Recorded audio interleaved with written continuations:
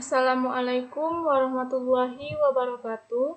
Perkenalkan, nama saya Welly Mailona, NIM 19022137. Mata kuliah Administrasi dan Supervisi Pendidikan.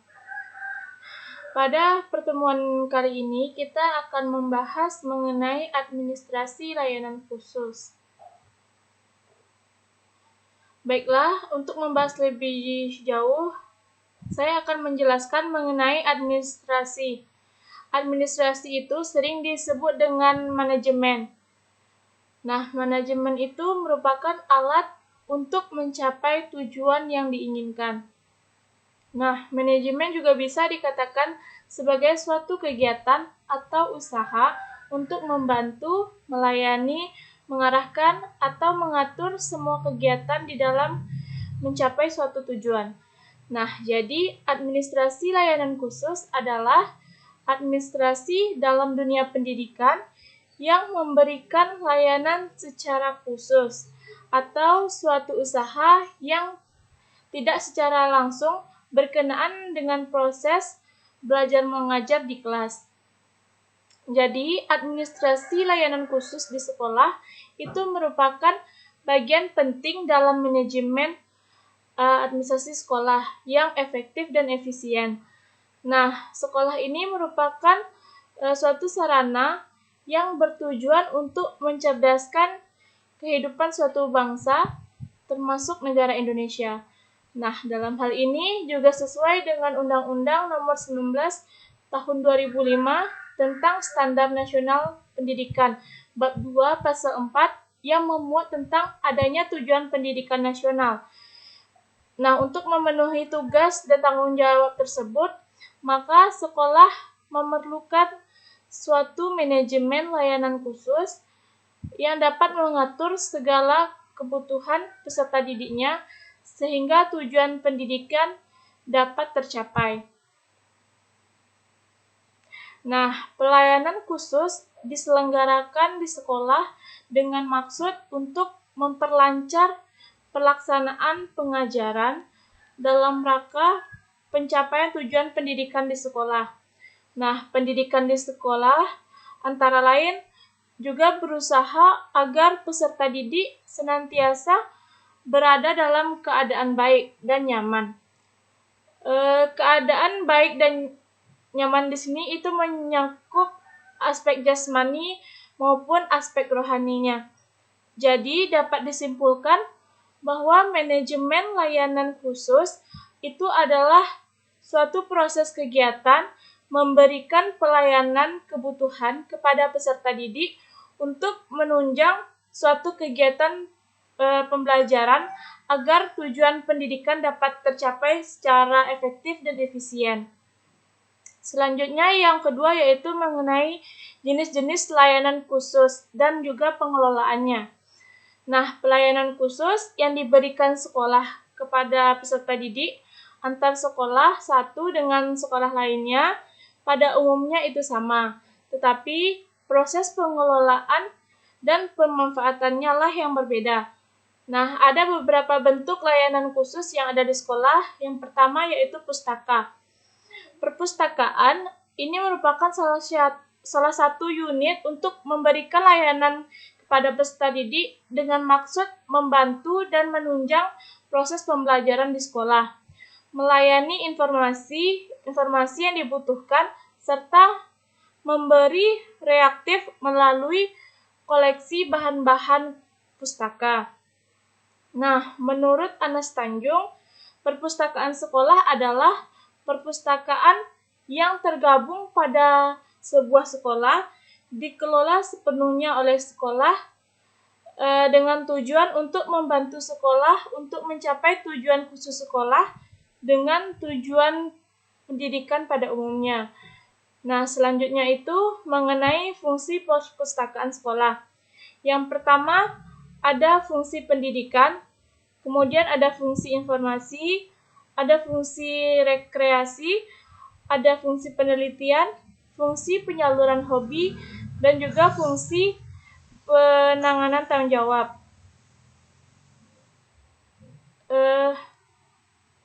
Dalam administrasi itu dalam tujuannya ada klasifikasi. Nah, klasifikasi ini berarti penggolongan proses pengelolaan pustaka, pemberian nomor pada buku.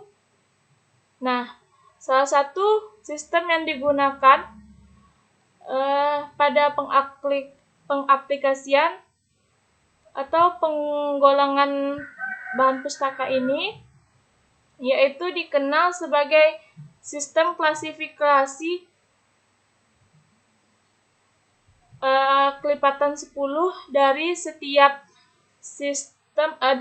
ilmu atau cabang-cabang ilmu tertentu. Yang kedua itu ada katalogisasi. Nah, katalogisasi ini merupakan suatu proses dalam mempersiapkan suatu katalog atau mempersiapkan data di geografis yang akan menjadi tajuk pada suatu katalog. Nah, yang ketiga yaitu pemberian stempel pada buku.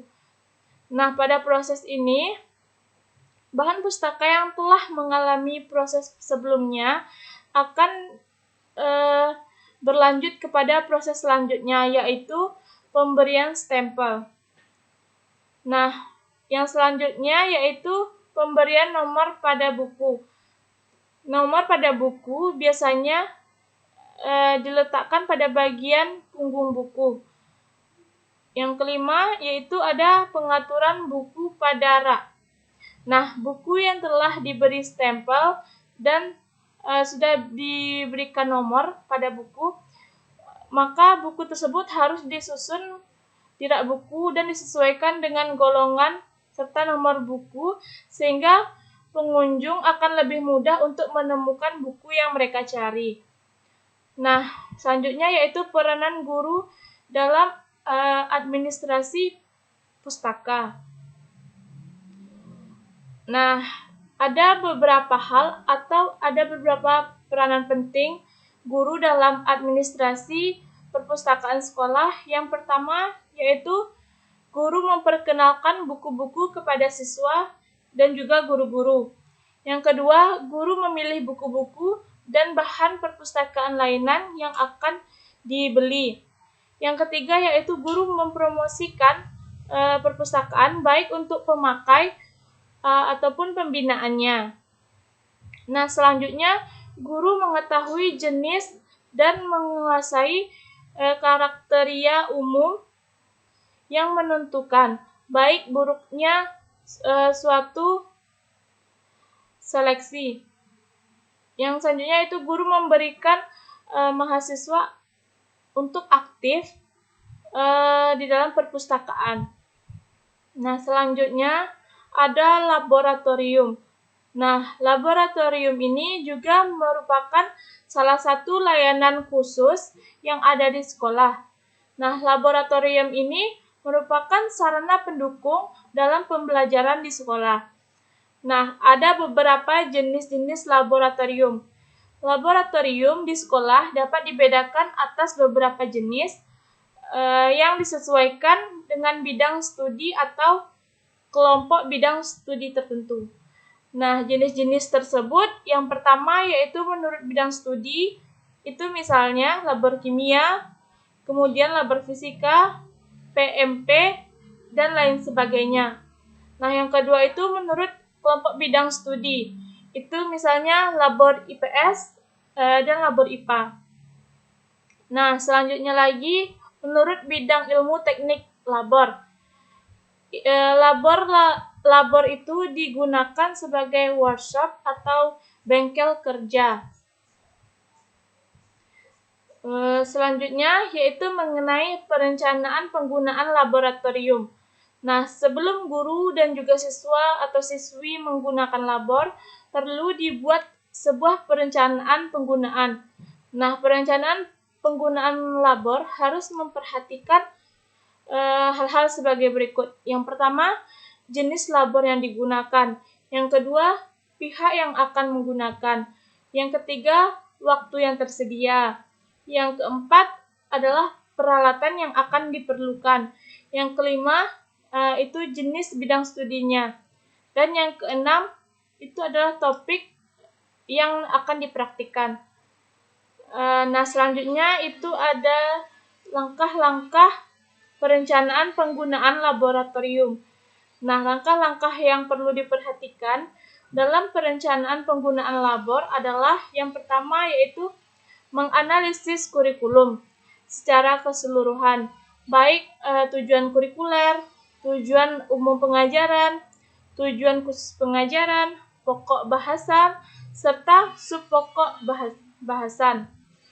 Yang kedua yaitu menentukan bobot taksonomi perpustakaan.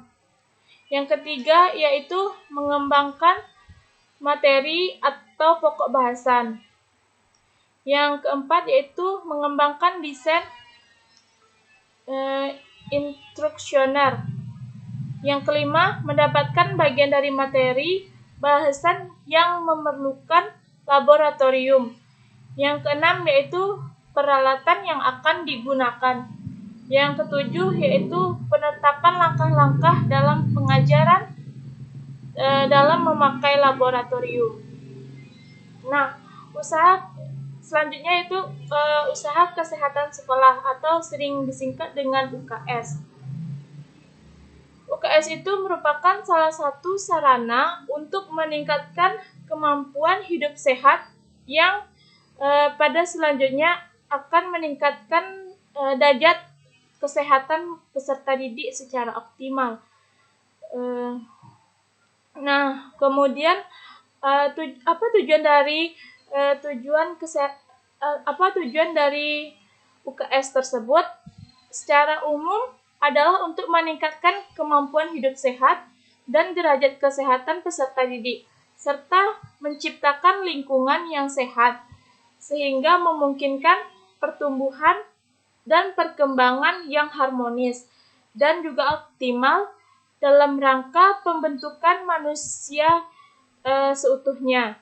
Nah, sedangkan tujuan khusus UKS adalah agar peserta didik memiliki pengetahuan, sikap, dan keterampilan untuk melaksanakan prinsip hidup sehat, serta berpartisipasi aktif dalam peningkatan kesehatan di sekolah, di rumah tangga, maupun di lingkungan masyarakat. Yang kedua yaitu sehat. Sehat di sini meliputi dari fisik, mental, maupun sosial. Yang ketiga yaitu memiliki daya hayat dan daya tangkal terhadap pengaruh buruk. Penyalahgunaan narkotika, obat, dan bahan berbahaya, alkohol, rokok, dan bahan berbahaya sebagainya. Ruang lingkup usaha kesehatan sekolah. Yang pertama yaitu pendidikan kesehatan. Nah, pendidikan kesehatan ini dilaksanakan melalui dua kegiatan, yaitu kegiatan intrakurikuler dan juga kegiatan ekstrakurikuler. Nah, untuk kegiatan ekstrakurikuler ini dapat berupa kerja bakti sosial, lomba yang ada berhubungan dengan kesehatan, palang merah remaja atau PMI, atau sekolah atau piket sekolah, bimbingan hidup sehat, dan penyuluhan kesehatan. Nah, yang kedua yaitu pelayanan kesehatan. Pelayanan kesehatan dilakukan dengan komprehensif. Kegiatan ini dapat berupa meningkatkan kesehatan seperti penyuluhan kesehatan dan juga dapat berupa latihan dalam rangka pelayanan kesehatan, kegiatan pencegahan seperti kegiatan peningkatan daya tahan tubuh, kegiatan pemutusan rantai penularan penyakit pada saat sekarang ini seperti pemutusan rantai COVID atau virus COVID.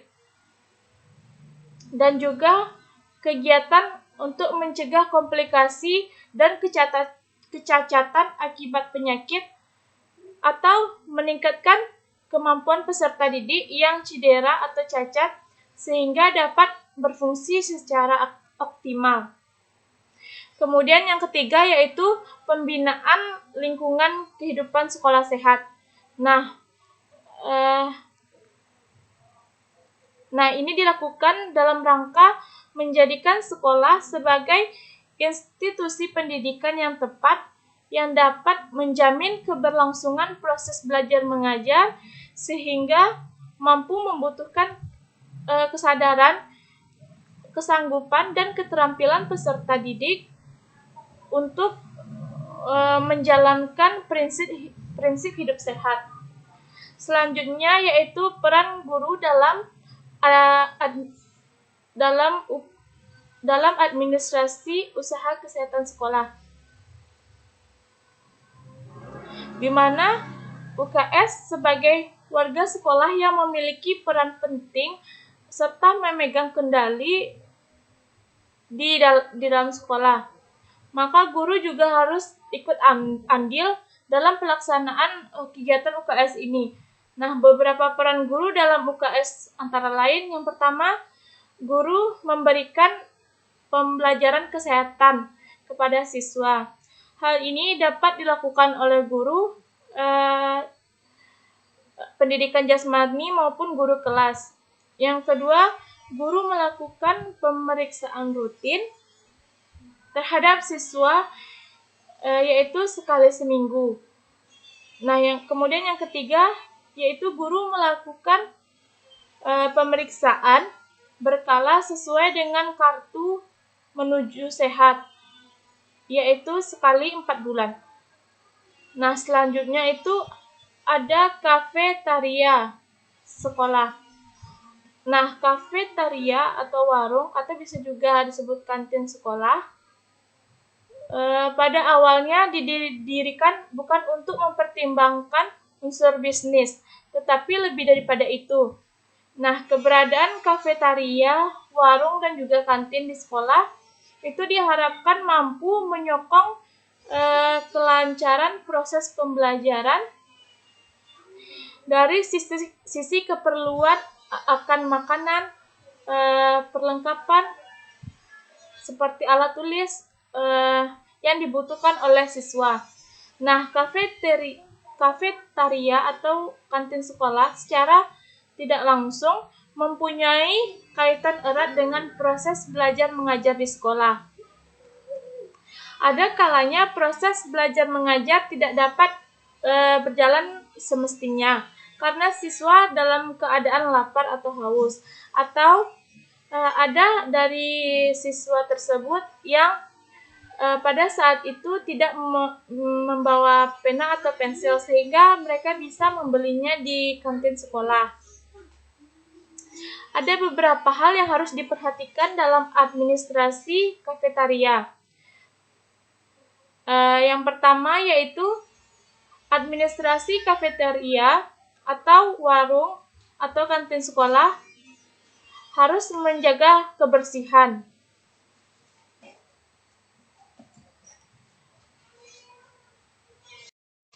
Yang kedua, tempat yang digunakan juga harus mempertimbangkan kebersihan.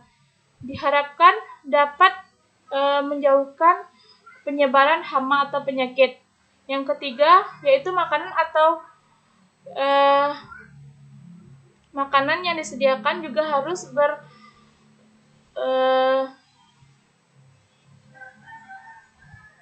bergizi tinggi yang di dalamnya terdapat vitamin-vitamin yang dibutuhkan oleh siswa agar dapat menunjang proses pembelajarannya. Yang selanjutnya itu harga-harga makanan hendaknya dapat dijangkau atau sesuai dengan kondisi ekonomi siswa. Selanjutnya mengupayakan agar kafetaria tidak memberikan layanan dan kesempatan untuk dapat berlama-lama atau nongkrong. Nah, kondisi seperti ini akan menyokong munculnya perilaku negatif seperti setelah dia nongkrong, dia akan malas untuk kembali lagi ke sekolah, kembali lagi ke kelas untuk mengikuti pelajaran selanjutnya. Selanjutnya yaitu sarana ibadah. Nah, di setiap sekolah yang ada, sarana ibadah sangatlah diperlukan. Layanan ini merupakan layanan yang disediakan oleh sekolah. Tujuannya adalah agar layanan tersebut bisa digunakan untuk beribadah, melaksanakan keagamaan lainnya, serta dapat membentuk kerohanian bagi peserta didik, khususnya agar mampu menjadi manusia yang baik dan beriman. Adanya layanan sarana peribadatan di sekolah sangat menunjang proses pembelajaran, karena pembelajaran bisa dilakukan di mana saja, termasuk salah satunya di rumah peribadatan. Adapun layanan peribadatan yang biasanya ada di sekolah seperti masjid, musola, dan bisa juga gereja. Nah, selanjutnya itu ada asrama. Nah, bagi peserta didik, khususnya jenjang pendidikan menengah dan pendidikan tinggi, terutama bagi mereka yang bertempat tinggal jauh dari sekolah, maka diperlukanlah sebuah asrama. Nah, selain bermanfaat untuk peserta didik, asrama juga bermanfaat untuk pendidik atau petugas asrama tersebut. Manfaat dari layanan asrama sekolah adalah sebagai berikut. Yang pertama, tugas sekolah dapat dikerjakan dengan cepat dan optimal, terutama jika berbentuk tugas kelompok. Yang kedua yaitu sikap dan tingkah laku dari peserta didik dapat diawasi oleh petugas asrama dan juga oleh pendidik. Yang ketiga, jika di antara peserta didik mengalami kesulitan, misalnya kiriman orang tua terlambat, dan dapat saling membantu. Nah, yang selanjutnya yaitu dapat meringankan kecemasan dari orang tua terhadap putra dan putrinya. Yang selanjutnya merupakan salah satu cara untuk mengendalikan tingkah laku remaja yang kurang baik. Nah, selanjutnya yaitu ada koperasi. Koperasi berasal dari dua kata, yaitu co dan operation, yang berarti kerjasama untuk mencapai suatu tujuan. Nah, koperasi adalah suatu perkumpulan yang beranggotakan beberapa orang atau badan-badan dengan bekerja sama menggunakan asas kekeluargaan dan menjalankan usaha serta untuk mempertinggi kesejahteraan rohaniah pesertanya. Tujuan mempertinggi kesejahteraan adalah untuk mendidik peserta didik untuk dapat berwirausaha. Hal ini dapat membantu peserta didik di kehidupan setelah dewasa dan juga bisa membuat mereka mandiri. Nah, koperasi yang ada di sekolah itu terdiri atas dua, yaitu koperasi sekolah dan koperasi siswa. Koperasi sekolah adalah koperasi yang dikembangkan di pihak sekolah, baik pada jenjang sekolah dasar atau jenjang sekolah menengah, yang dalam pengelolaan dan pengembangannya melibatkan guru dan personalia sekolah. Sedangkan koperasi siswa atau biasa disebut kopsis adalah koperasi yang ada di sekolah. Operasi dan pengelolaannya dilakukan oleh atau melibatkan peserta didik dan kedudukan guru di dalam kopsis yaitu sebagai pembimbing saja. Selanjutnya ada transportasi. Nah, sarana transportasi bagi peserta didik ini merupakan sarana penunjang untuk kelancaran proses belajar mengajar. Nah, peserta didik akan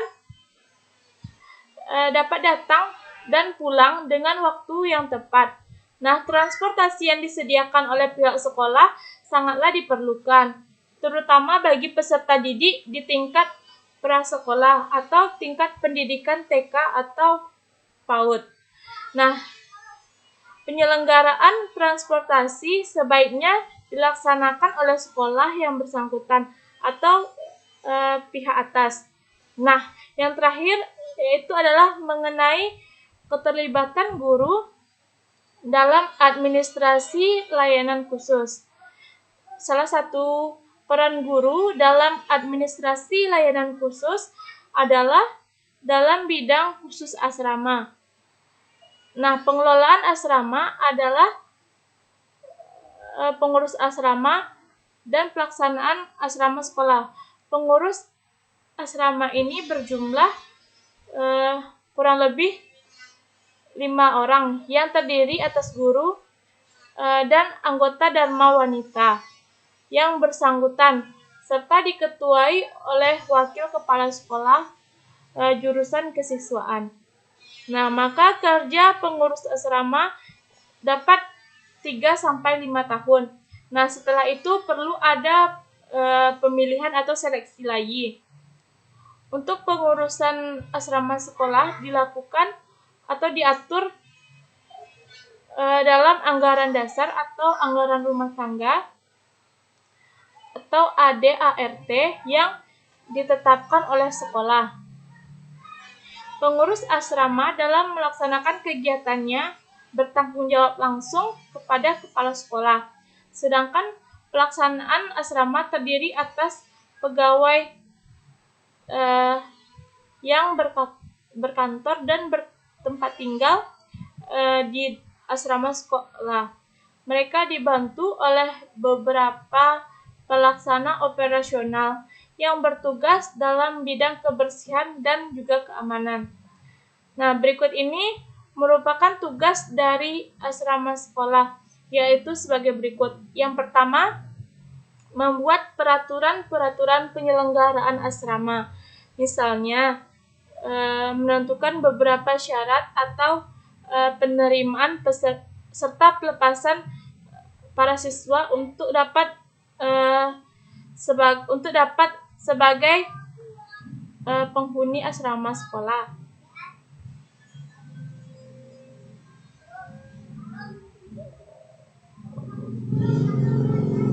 Yang selanjutnya yaitu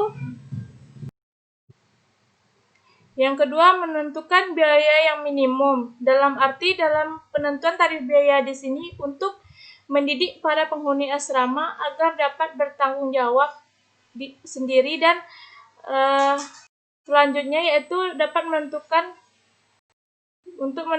waktu pembayaran sewa. Misalnya ditarif setiap 1 semester sekali atau setiap bulan.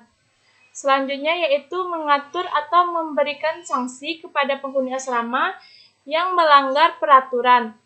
Nah, yang kedua yaitu menyusun rencana belanja untuk pengolahan setiap tahunnya.